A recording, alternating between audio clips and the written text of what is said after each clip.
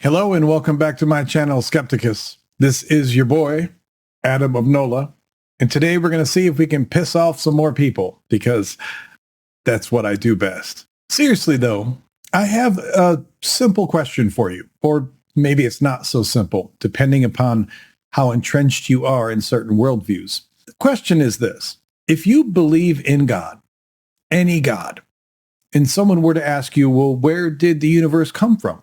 I'm going to imagine that I know what you'd say. You'd probably say that your God created it, like all of it, the whole damn universe, right? For most theists, it's a pretty fundamental belief. The deity that you worship or believe in is ultimately the cosmic architect.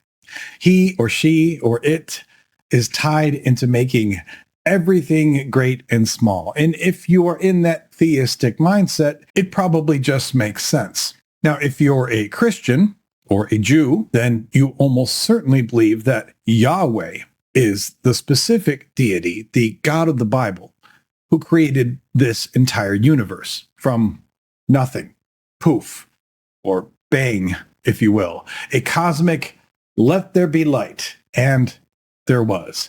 Suddenly there were stars, there were galaxies, there were planets, there was everything from the very beginning of all space and time and everything in between.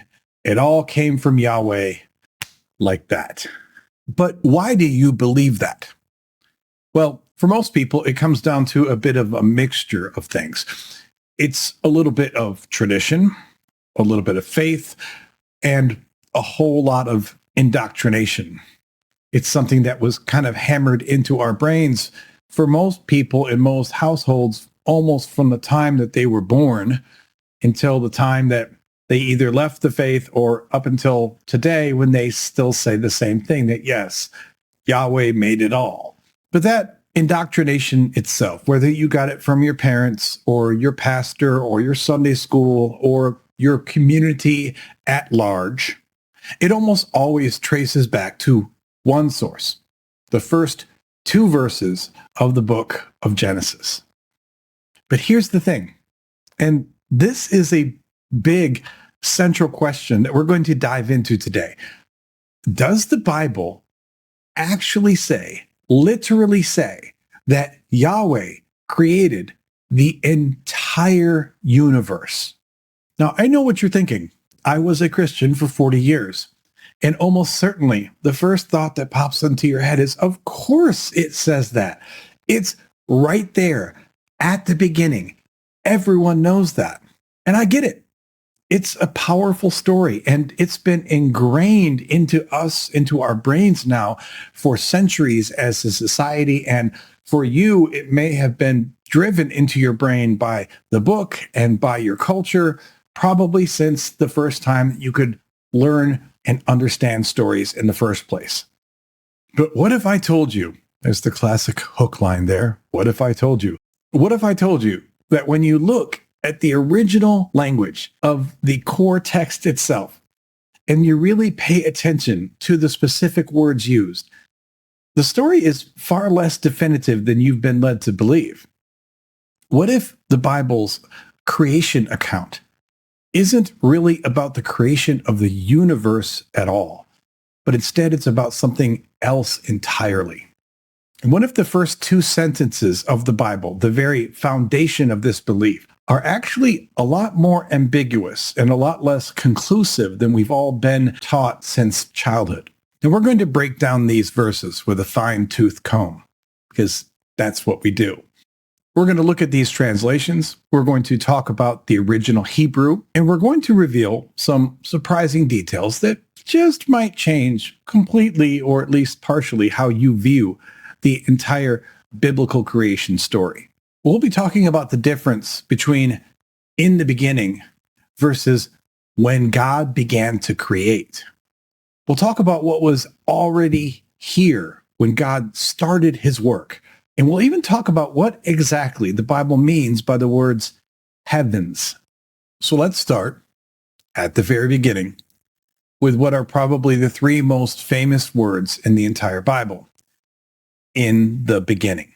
Okay, so let's get into the weeds here. For most of us, the first verse of the Bible is etched into our minds. The King James Version, the New International Version, they all render Genesis 1:1 with a similar rhythm. In the beginning, God created the heavens and the earth. It sounds so absolute, so definitive.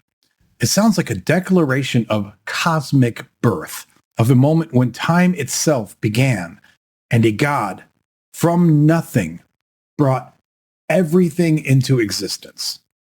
But there's a funny thing about in the beginning.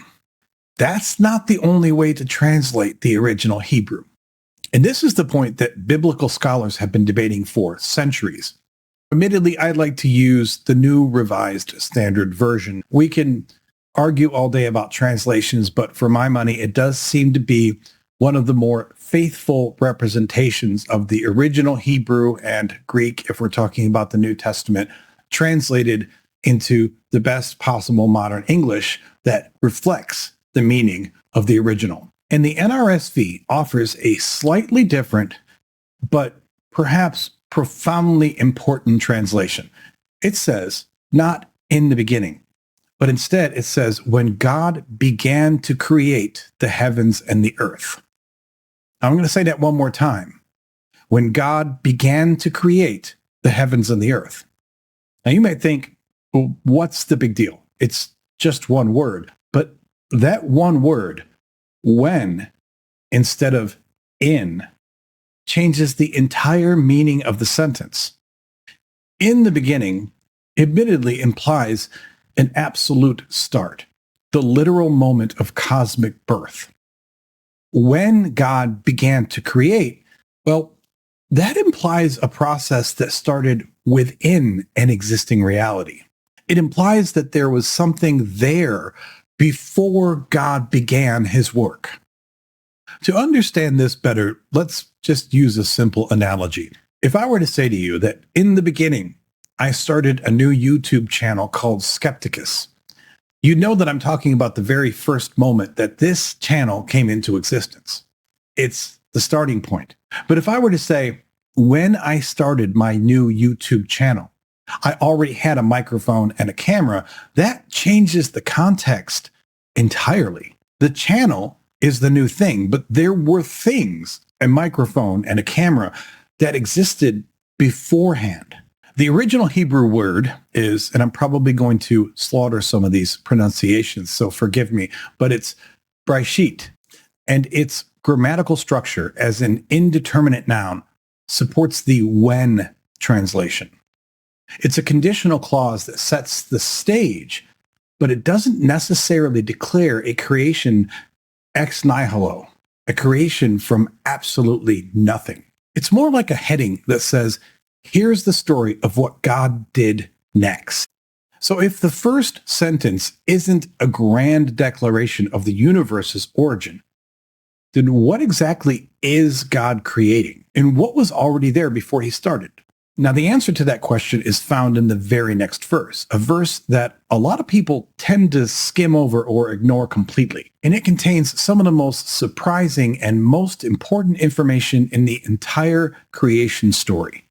The first verse, even in the more definitive in the beginning translation, says that God created the heavens and the earth. So far, so good. But the very next verse, Genesis 1, verse 2, gives us a little more information about this earth that God supposedly just created. And it contains a very, very telling word. Let's read it from the NIV. It says, now the earth was formless and empty. Darkness was over the surface of the deep, and the Spirit of God was hovering over the waters. Did you catch that? Let me read it again, and this time, pay attention to the verb tense.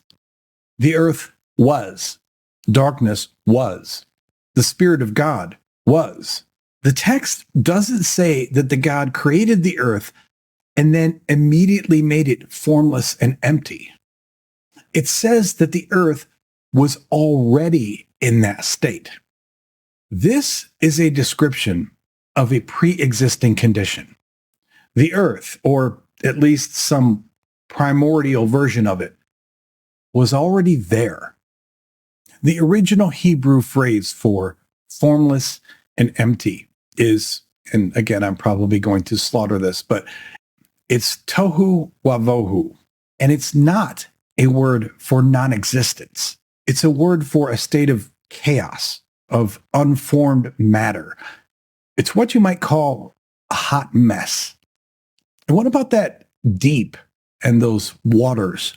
Well, the Hebrew word is tehom, Tehom. This isn't just a generic word for water.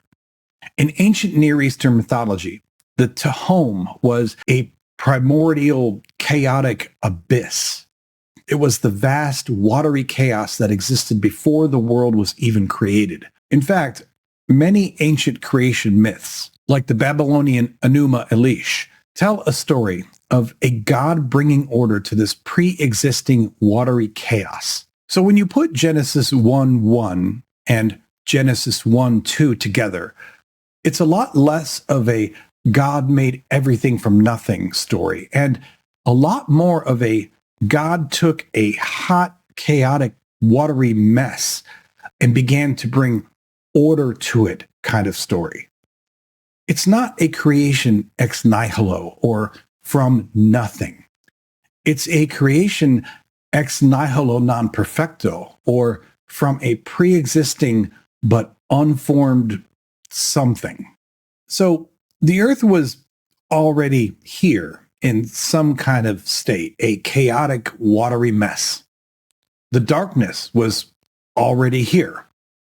Keep that in mind, because it says he created the light, but the darkness was already here, and the deep was already here, the deep. This sounds a lot less like a cosmic let there be light, and a lot more like a divine reorganization project. But wait, what about the heavens? Doesn't the phrase the heavens and the earth mean, everything? Doesn't that cover the entire universe from the farthest galaxy to the smallest atom? Well, admittedly, that is what most people assume.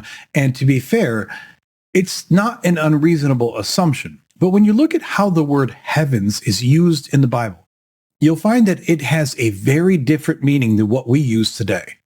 The phrase the heavens and the earth is a literary device called a merism. It's a figure of speech where two contrasting parts represent a whole. It's like when we say, I searched high and low, to mean that we searched everywhere. In the context of Genesis 1:1, the phrase is often understood to mean everything, from the spiritual realms to the grandest aspects of the physical world to the tiniest details of the quantum realm. But when you look at how the word heavens is used throughout the rest of the Bible, you'll find that it has very distinct meanings, none of which necessarily mean the entire universe as we understand it today. The original Hebrew word shamayim is a plural form that can mean heights or elevations. In fact, there are at least 3 different common meanings for heavens that we see throughout the Bible. The first meaning is what we would call the physical sky. It's the atmospheric realm around all of the earth. It's the place where the birds fly, as referenced in Genesis 1, verse 20, and where rain clouds come from. The Bible talks about fowls of the heaven and rain from heaven, and in those contexts, it's clearly talking about the immediate physical sky above all of us. The second meaning is the celestial realm. This is the realm of outer space, containing the sun, the moon, the stars. Passages that speak of the host of heaven or the stars of heaven are describing the astronomical domain. This is often referred to as the second heaven. And finally, the third meaning is the spiritual realm. This is the dwelling place of God himself and his angels. This is the place that Paul refers to in 2 Corinthians 12, verse 2, as the third heaven. It's important to make that distinction because when Christians talk about heaven as in going to heaven, it's generally understood that this isn't some physical place that you could just arrive at if you had a spaceship or a car or some other vehicle that was capable of actually moving you there in physical space. It's someplace that only exists in a spiritual realm. So while the phrase heavens and earth can be used as a merism that denotes everything, the text itself is far more ambiguous if you take into account all of the ways that heavens is used throughout the Bible. It's a reasonable assumption, but it's not a direct stated fact that heavens and earth, in regards to Genesis, refers to everything, everywhere in the universe. And this becomes even more clear when you look at what God creates on the fourth day. In Genesis 1:14 through 18, God creates the sun, the moon, and the stars. But their purpose is explicitly to separate the day from the night and serve as signs to mark sacred times and days and years for Earth. The stars are a beautiful afterthought, a functional decoration for our specific corner of existence. The text doesn't describe the creation of billions of galaxies and solar systems for their own sake. It doesn't describe galaxies that we can't even see with the naked eye, or galaxies that we haven't even found with our most powerful telescopes. It describes the creation of the stars as a way to benefit us on our tiny little planet in this epically massive universe. So the Bible's creation account starts with an existing earth, a primordial abyss, and a God who is reorganizing it. He then creates our sun, our moon, and our stars, apparently just for our benefit. This is a story about the creation of our world, our planet, not the entire cosmos. It is a very geocentric, earth-centric, and of course, ethnocentric story.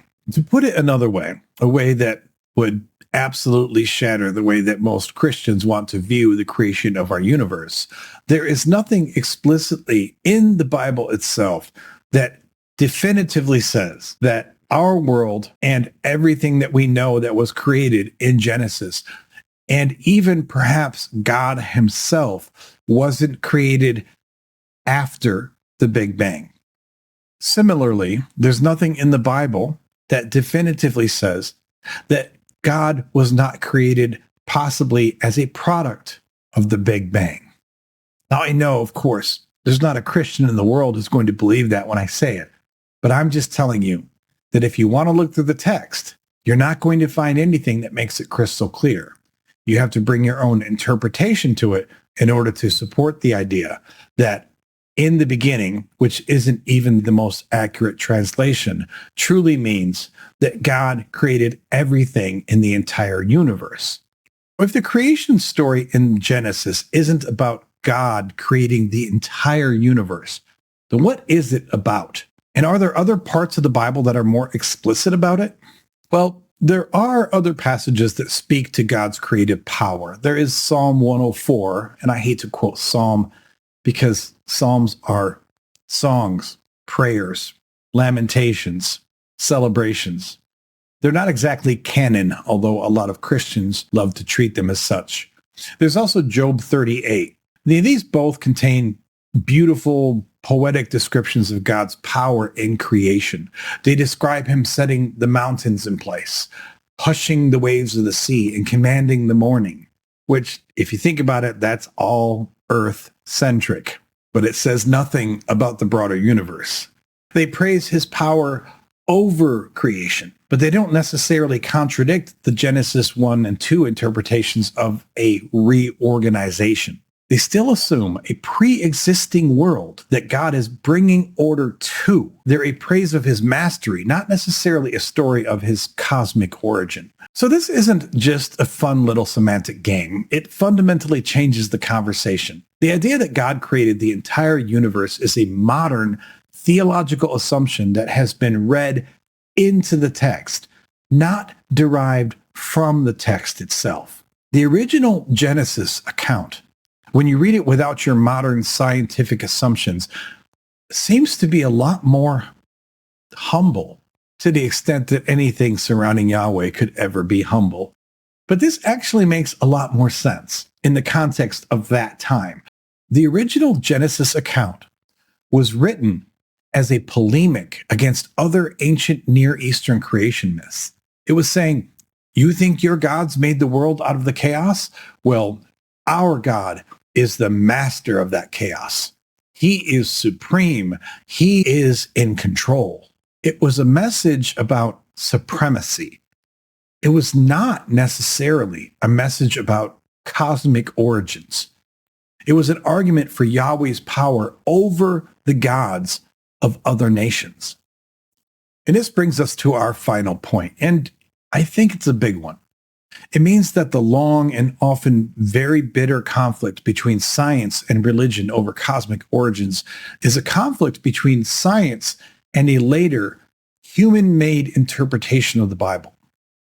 It's not a conflict between science and the Bible itself. So the next time someone tells you that God created everything, or that the Bible says that God created the universe, you can politely tell them to read it again. Because the Bible, in its own words, is a far more nuanced and complex book than we often give it credit for. It's a book about God's power over a pre-existing world, not a book about the birth of the universe. And that, my friends, is possibly a distinction worth talking about. And I realize that for anyone who is in the faith today, or was raised in that faith and is clinging to it tooth and nail, there's nothing about what I've said today that's going to make you go, oh my gosh, Adam of NOLA is right. I think that God didn't create the whole universe. I don't know really of any devout Christian who would even be open to the idea that maybe God didn't create the entire universe. What I do know, though, is this, that the idea that you can claim that God created the entire universe merely by sticking your finger on a couple of verses in Genesis and saying, aha, it says it so, and therefore it is not nearly as sound as you'd like to make it out to be. And this isn't going to change your dogma. This isn't going to change what you feel about the creation of the universe. But think twice before you assert these things as though they are obviously and clearly laid out in your scriptures. Thank you once again for joining me. This has been a little thought experiment. I wanted to throw this out there because sometimes the assumptions that we get, not just from Christianity, but from society about the Bible, aren't really as clear as those assumptions would lead you to believe. I hope that you've enjoyed this. I hope to see you on future videos. If I am wrong, if I have blasphemed Yahweh by even suggesting that he didn't make the entire universe, he is more than welcome to chime in at any time and correct me on this. Yahweh? Bro? Anything? Dude, you got to pick up your phone, man. I'm telling you. Okay, well, there you have it. Yahweh endorses this video. Thank you for being here. I hope to see you on future videos. But until I do, lo, I say unto you, stay skeptical.